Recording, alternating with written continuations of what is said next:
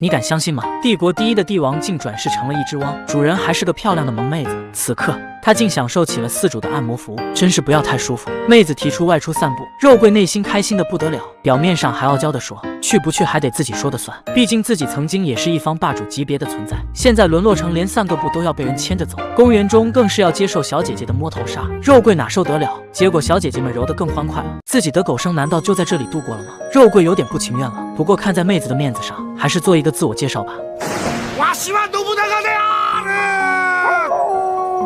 没想到这一叫，所有狗子都有了反应。